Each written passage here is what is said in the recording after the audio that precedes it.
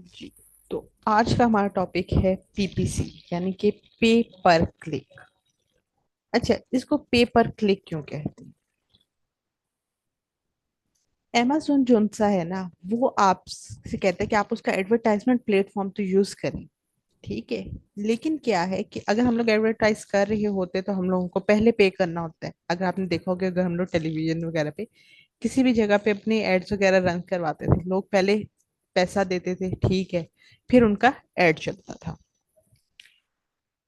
अब क्या है कि जो amazon हो गया, ठीक है, और जो ये दूसरी सोशल मीडिया वाली साइट है, यहाँ पे इन लोगों ने क्या कहा कि जी, आ, अगर तो आप लोग पहले पैसे दे देंगे, ठीक है, और फिर बाद में क्या होता है कि हमारा ज्यादा बजट लग जाएगा उन कंपनीज वगैरह के जो एड्स वगैरह रन कर रही हैं, तो फिर वो लोग कहाँ से पे करेंगे?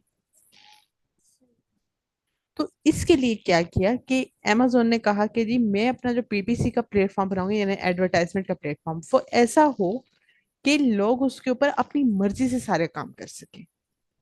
वो खुद से जो उनसे है ना डिसीजन लेंगे जी उनको कितनी बिड करनी है, ठीक है, उनको अपनी कैंपेन को किस तरह से मैनेज करना है, कितना उसने एड अपने चलाने हैं, ठीक है, और किस तरह से उसको आप लोगों ने ऑप्टिमाइज वगैरह करना है, यानी कि ईच एंड एवरीथिंग उसने आप लोगों पे छोड़ दी।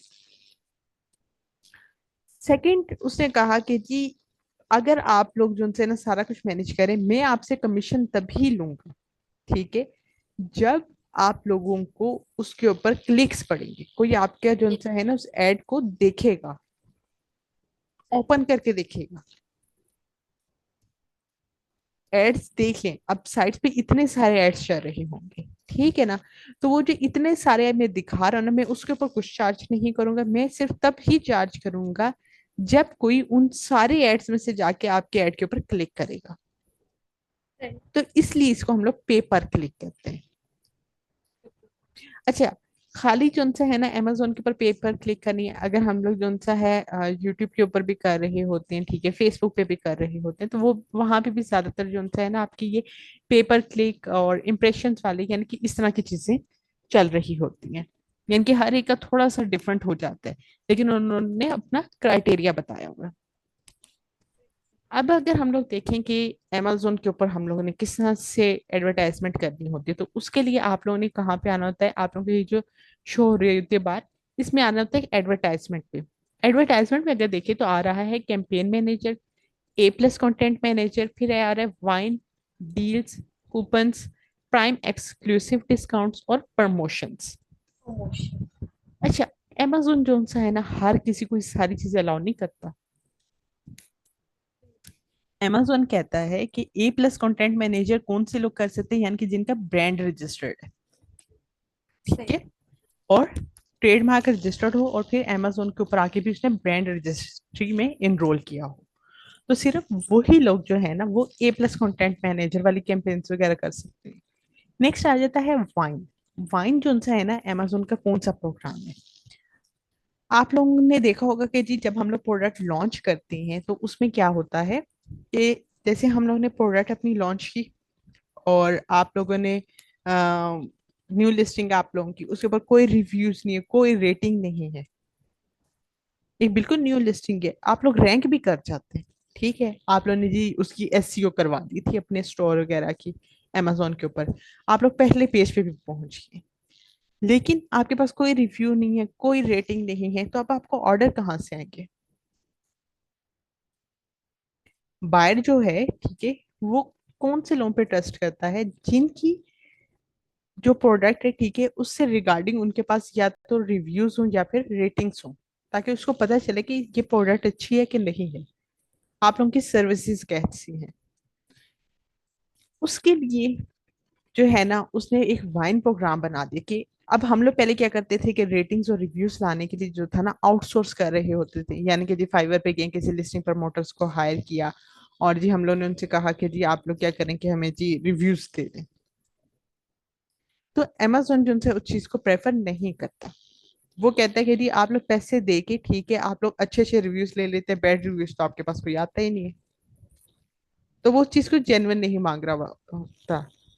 फिर ये उसका कहना है कि जी आप लोग क्या करते हैं कि जी प्रोडक्ट जो सा है ना, ठीक है, उसका वो बायर पहले तो कभी आया ही नहीं अमेजोन पे, या फिर उस बायर की जो हिस्ट्री वो जब चेक करता है वो देखता है कि जी इन सारों के रिव्यूज जो सा है ना, इस बंदे ने हर तरह के प्रोडक्ट के ऊपर रिव्यूज दिए हुए हैं, तो उसे पता चल जाता है कि जी ये तो बंदा जो उनसे जेन्युइन नहीं है, ठीक है, जो रिव्यूज दे रहा है, ये कोई ना कोई लिस्टिंग प्रमोटर है।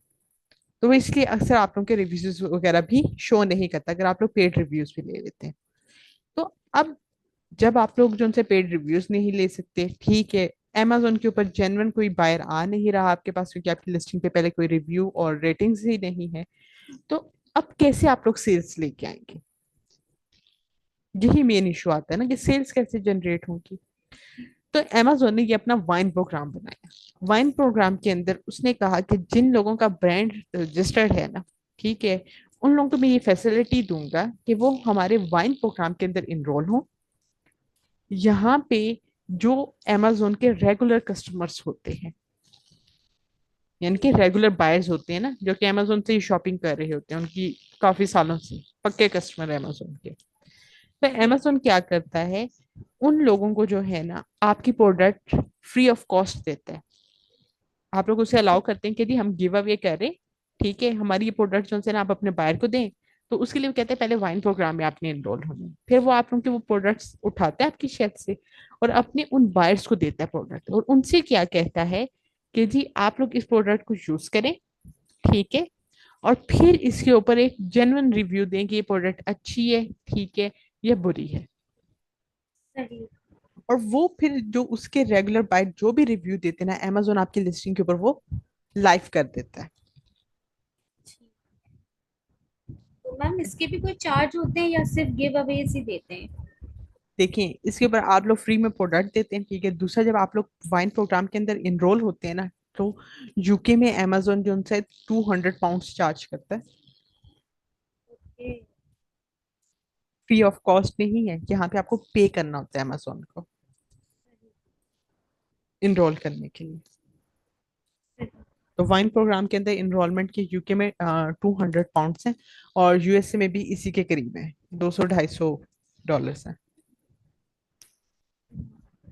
अच्छा, नेक्स्ट आता है डील्स। डील्स जो उनसे आप लोगों को पता है कि अक्सर अमेजोन के ऊपर डील्स चल रही होती है, ठीक है, और कुछ के ऊपर कूपन आप लोगों को मिल रहे होते हैं, किस तरह का डिस्काउंट वगैरह और प्रमोशन वगैरह। अच्छा, ये जो प्राइम एक्सक्लूसिव डिस्काउंट है ना, ये सिर्फ उन लोगों को शो होता है, जैसा मैंने आप लोगों को जब स्टार्ट में सेलिंग के बताए थे कि अकाउंट्स की टाइप के सेलर सेंट्रल होता है, ठीक है, किंडल होता है, थर्ड जो से वेंडर होता है सेंट्रल, और फोर्थ पे जो से एक आता है प्राइम बिजनेस अकाउंट, ठीक है। तो ये जो प्राइम एक्सक्लूसिव डिस्काउंट है ना, ये वही इसके अंदर इनरोल कर सकते हैं जिन्होंने अपना ये जो सेलर सेंटर है ना इसको प्राइम बिजनेस के ऊपर शिफ्ट किया हो।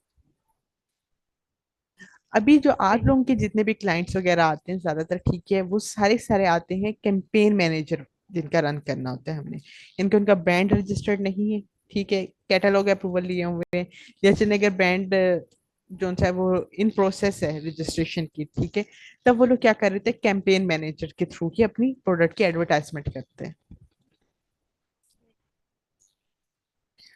और जो ज्यादातर आप लोगों के पास टास्क भी आते हैं ना कि जी हमें अपनी पीपीसी जो है ना रिपोर्ट वगैरह, ठीक है, वो चेक करवानी है, एनालिसिस वगैरह करवाना है, या पीपीसी अपनी ऑप्टिमाइज वगैरह करवानी है, ठीक है, आप जाके उनकी पीपीसी कैंपेन को जो है ऑप्टिमाइज करें सारा कुछ, या रन करके दे पीपीसी, तो आप लोगों ने जो सारी वर्किंग करनी होती है वो इस कैंपेन मैनेजर में ही होती है।